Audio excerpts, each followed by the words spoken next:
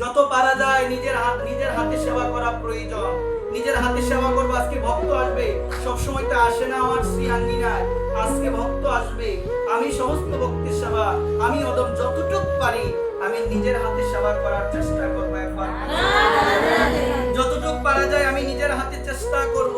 এখানে সকল ভক্ত চরণে আমি অধম নিবেদন করে বলবো, মা সেবা করা বিশেষ প্রয়োজন। বলছেন চারিয়া বৈষ্ণব সেবার বিস্তার পেয়েছে কেবা মা। বৈষ্ণব সেবার যে মহিমা মা, বলার বাইরে। বৈষ্ণব সেবার অনেক মহিমা আমাদের শাস্ত্রে বর্ণিত হয়েছে মা। এখানে সকলের চরণে এই নিবেদন, ভগবত চরণে কোটি অপরাধ করলেও ভগবান ক্ষমা করে। সাধু চরণে ক্ষুদ্র অপরাধ করলো ভগবান কোনদিন ক্ষমা করবে না। এই কারণে তো আজকাল হরিনাম হচ্ছে, হরিনাম করছে, প্রীতি নাই, রুচি নাই। আজকাল সবকিছুই করছে, পরিবর্তন নাই, কিচ্ছু না। হবে কিভাবে? আমরা তো সাধু নিন্দা কমাতে পারি নাই, বৈষ্ণব নিন্দা কমাতে পারি নাই, ভক্ত নিন্দা কমাতে পারি নাই, আমাদের রাগ কমাতে পারি নাই, কিচ্ছু তো করতে পারি নাই। এত শুনে কি হচ্ছে? শাস্ত্র বলছে শুনছো ঠিক আছে, কিন্তু বৈষ্ণব নিন্দা থেকে নিজেকে দূরে সরাতে পারো নাই। বৈষ্ণব নিন্দা থেকে দূরে সরাতে পারো নাই। মহাজন বলছেন বৈষ্ণবের চরণেতে হয় যদি পুত্র অপরাধ, কোটি কোটি ভজনেতে পড়ে যায় যদি হয়ে যায় মা। মন দিয়ে শুনবেন, আমরা দেখতে পেয়েছিলাম মা ব্রহ্মা ভক্ত চরণে অপরাধ করেছিল, যার কারণে ভগবান তাকে অভিসম্পাত করেছিল, যবন করে তোমাকে জন্ম নিতে হবে। ব্রহ্মা ভক্ত চরণে অপরাধ করেছিল। ভগবানের যত গোবর্ষ রয়েছে, ভগবানের যত গাভী রয়েছে, সমস্ত কিছুকে সে অপহরণ করে লুকিয়ে রেখেছিল ব্রহ্মা। কিন্তু ব্রহ্মা বুঝতে পারলো না যে আমার ভগবান যদি সর্বশক্তিমান হয়, ভগবান সমস্ত রূপ ধারণ করতে পারবে। ব্রহ্মা যাদের চুরি করে নিয়ে গিয়েছিল, আমার ভগবান প্রাণ গোবিন্দ সবার রূপ ধারণ করেছিল। গোবর্ষ থেকে, খুব বালক থেকে সবার রূপ ধারণ করেছিল। 1 বছর পরে ব্রহ্মা এসে দেখলো যাদের আমি নিয়ে গিয়েছিলাম তারা তো সবাই আছে। বুঝতে পারলো উনি আর কেউ নয়, সাক্ষাৎ ভগবান। চরণে পড়ে গেল, বলছে প্রভু গো আমায় ক্ষমা করে দাও। বলছে আমার চরণে অপরাধ হলে তোমাকে ক্ষমা করতাম, কিন্তু তুমি আমার ভক্ত চরণে তুমি অপরাধ করেছো, তোমার কোনো ক্ষমা নেই। দাও তোমাকে অভিসম্পাত দিলাম, তোমাকে যবন মানে মুসলমান করে তোমাকে জন্ম নিতে হবে। একবার ভক্ত চরণে অপরাধ হলে কোটি কোটি ভজন নষ্ট হয়ে যাবে, নাম থেকে রুচি নষ্ট হয়ে যাবে, সেবা থেকে রুচি নষ্ট হয়ে যাবে। যদি কোনো ভক্ত জনে বিন্দু পরিমাণ কোনো অপরাধ, নিন্দা, সমালোচনা তোমার দ্বারা হইল, রামচন্দ্রকের সমস্ত বংশ নষ্ট হয়ে গিয়েছিল।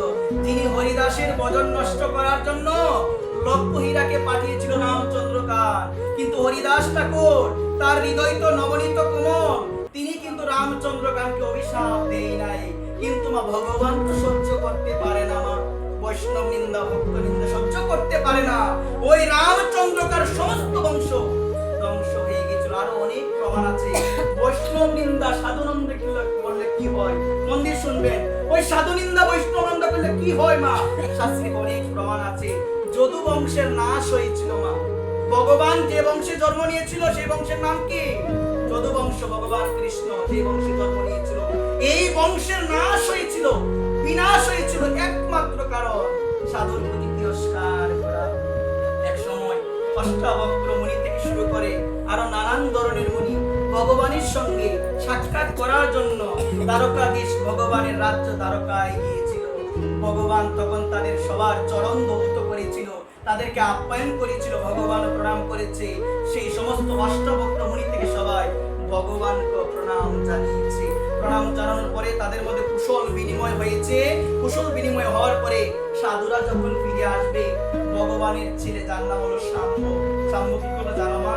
তার একজন বন্ধুকে নিয়ে এসেছে নারী বানিয়ে, এবং তার পেটের মধ্যে বিভিন্ন কাপড় দিয়ে গর্ভবতী বানিয়ে সাধুর কাছে এসে বলল, একটু বলেন তো তার করে কি হবে। দেখো মা, ভগবানের বংশে জন্ম নিয়ে ভগবান থাকা সত্ত্বেও তিরস্কার শুরু হয়ে গেছে, সাধু নিন্দা, সাধু তিরস্কার, সাধুকে অপমান শুরু হয়ে গেছে। মুনিরা চিন্তা করলো ভগবান আছে, এখনই যদি এই অবস্থা হয়, কিছুদিন পরে তো অবস্থা একদম খারাপ হয়ে যাবে। সাধু বলল ওর গর্ভ থেকে একটা শুল জন্ম নিবে, যে শুল থেকে যদু বংশের বিনাশ হবে। একবার 56 কোটি যদুবংশ বিনাশ হয়েছিল মা। তৎকালীন সময় ভারতবর্ষের মধ্যে ভগবানের বংশ ছিল 56 কোটি, বিনাশ হয়েছিল কি করার জন্য? সাধুকে তিরস্কার। অনেক সময় বাচ্চারা এরকম করে না, খেলা করতে গিয়ে পেটের মধ্যে মানে গেঞ্জির তলে, টি শার্টের তলে কাপড় দিয়ে গর্ভবতী সাজানো হয় না? ভগবানের ছিল সাম্য তদ্রূপ এই কাজটা করেছিল। তখন মুনি ঋষি দুর্বাসা মুনি থেকে শুরু করে অষ্টাবক্র মুনি থেকে শুরু করে তার অভিসম্পাদ দিয়েছিল যে ওর গর্ভ থেকে হবে কি হবে? শুল জন্ম নিবে, যে শুল থেকে তোমাদের যদুবংশের বিনাশ হবে। যথা সময়ে ওর গর্ভ থেকে শুল জন্ম নিল। বলরামকে বলা হলো কি করা যায়? বলরাম বলছে সমুদ্রের তীরে গিয়ে পিষে এটাকে একদম শেষ করে দাও। পিষার পর মা একটু আছে না জলের মধ্যে পড়ে গিয়েছে, কোনো এক বড় মাছ সেটাকে গ্রহণ করেছে। গ্রহণ করার পরে সেই মাছটাকে যে দিবর যে মাছ ধরে সে পেয়েছে, সে পাওয়ার পরে তার যে স্ত্রী যখন মাছটাকে সে কাটবে তখন সে দেখতে পেল ওই মাছের ভিতর থেকে একটা শুল বেরিয়েছে। সে কি ওই শুলটা কর্মকারের কাছে বিক্রি করেছে। কর্মকার ওই শুলটাতে ধনুক তৈরি করেছে। ওই ধনুক দিয়ে ওই বেদ কি করেছিল? ভগবানের চরণকে পাখি মনে করে ভগবানের চরণে মান মেরেছিল। আর ভগবান তখন নিত্য লীলায় চলে গিয়েছিল একবার। দেখো বিনাশ কিভাবে হয়েছে। তাহলে সাধু কি তিরস্কার?